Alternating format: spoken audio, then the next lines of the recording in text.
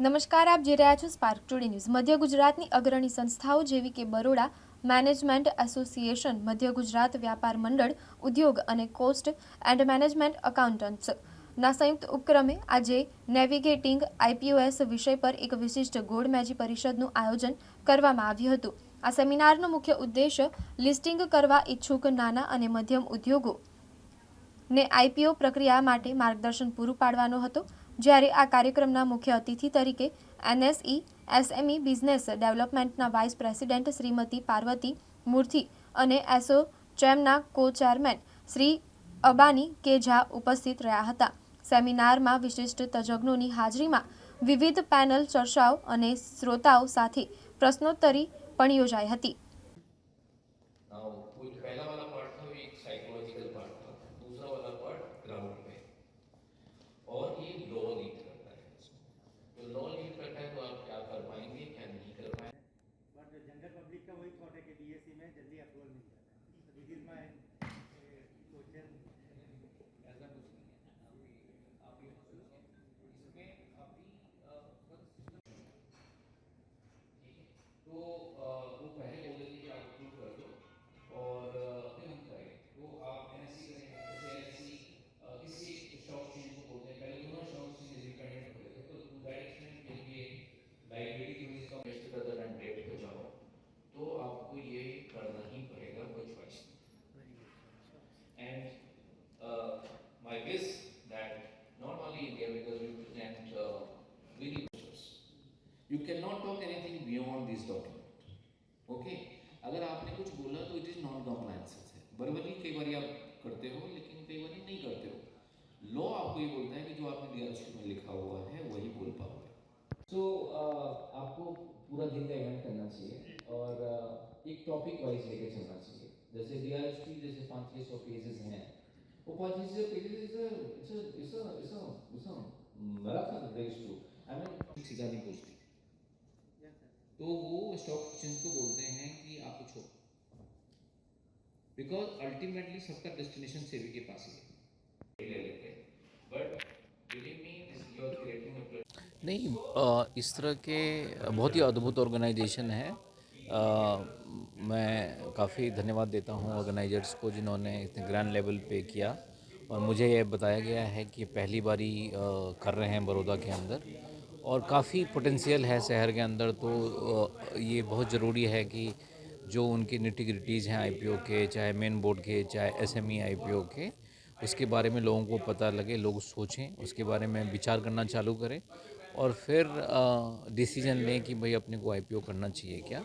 IPO बहुत उचित माध्यम है पैसे रेज करने के लिए, बट उसकी बहुत शर्तें हैं. वो शर्तें भी ऐसा नहीं है कि हम रेगुलेटर ये कहता हो कि आप आसमान से तारे तोड़ के लेके आओ. आप वो ये कहते हैं कि आप बिज़नेस कर रहे हो, आप अपनी किताबों को सही तरीके से रख रहे हो, आपके पास सारे रीजंस हैं बिज़नेस करने के लिए, आपके नंबर जस्टिफाई कर रहे हैं, तो हो जाता है. मतलब ऐसा कोई बड़ी और ये मुझे बहुत ज़रूरी लगता है क्योंकि आपको सब जानने लगते हैं आईपीओ के बाद. इन्वेस्टर्स को पता लगता है कि ये कंपनी काम कर रही है और फिर वो स्वतः आपके पास आते हैं, और ये बहुत ज़रूरी है. जैसे आईएमएनए और इंडस्ट्री बॉडीज़ ने यहाँ पे ऑर्गेनाइज़ किया है, मुझे काफ़ी आके अच्छा लगा. मुझे लगा कि मैं थोड़ी सी अपनी ज्ञान शेयर कर पाया हूँ. बात करने के लिए बहुत था पर समय कम थी, लेकिन बहुत अच्छा था और काफ़ी अच्छे पार्टिसिपेंट थे. और आगे भी मेरा रिक्वेस्ट इन लोगों से रहेगा कि ये इस तरह के वर्कशॉप्स को ऑर्गेनाइज़ करें और डिटेल में करें. खास इस तरह का जो व्यापारी वर्ग में जो थोड़ा सा विजुअल होता है कि इस तरह का अपना माहितगार किया, क्या कहना चाहिए. सॉरी, व्यापारी वर्ग में एक मूंझवण है, उसको दूर करने के लिए आपने कुछ माहिती. नहीं, मैं व्यापारी वर्ग में कोई ऐसा डाउट है कि करना चाहिए कि नहीं करना चाहिए, वो सारे लोग तंग करते हैं, ऐसा कुछ कंसेप्ट नहीं है. देखो, ये सारा जो रेगुलेटर्स हैं उसका जो क्रिएशन हुआ है वो आपको सपोर्ट करने के लिए हुआ है. उसका ये नहीं था कि आपको तंग करने के लिए बना रहे हैं कुछ.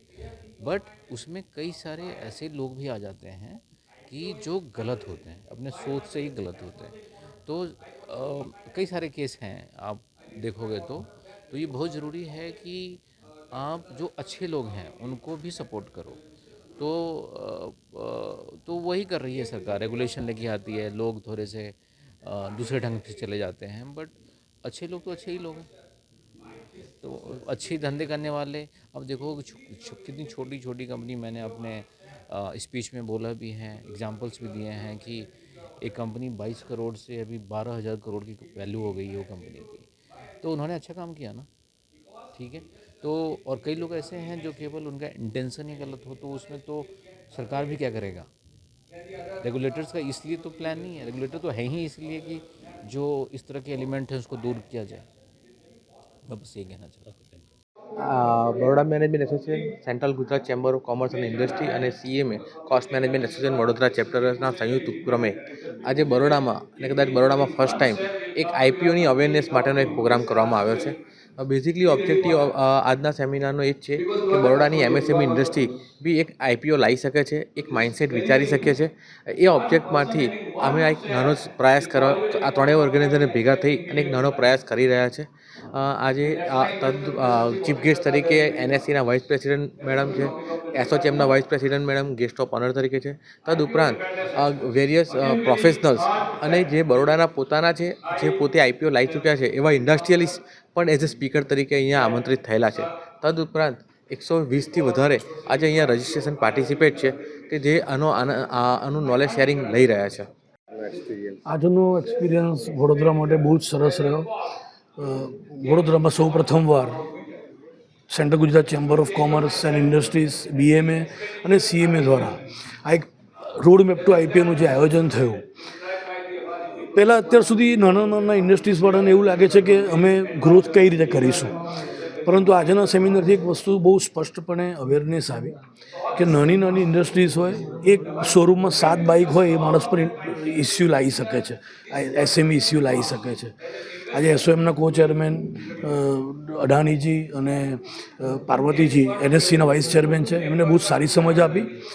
વડોદરા શહેરમાં કદાચ આવો આ પ્રોગ્રામ ફર્સ્ટ ટાઈમ થયો છે.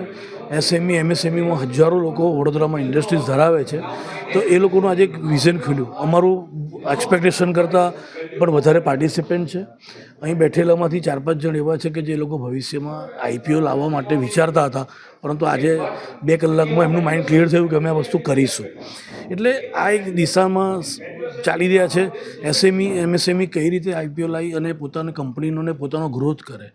અને આપણા જે ચીફ ગેસ્ટ છે એ લોકોનું બી એવી ઈચ્છા છે કે ભાઈ વડોદરામાંથી બહુ જ બધી કંપનીઓ આવે અને આગળ આવે, કારણ કે વડોદરા આજે પાવર હબ છે, વડોદરા આજે ફાર્મા હબ છે. તો આ બધા કારણે વડોદરાની બહુ જ કંપનીઓ એસએમઈ એમાંથી ઇસ્યુમાં આવે અને આગળ વધે એવી એમની લાગણી છે.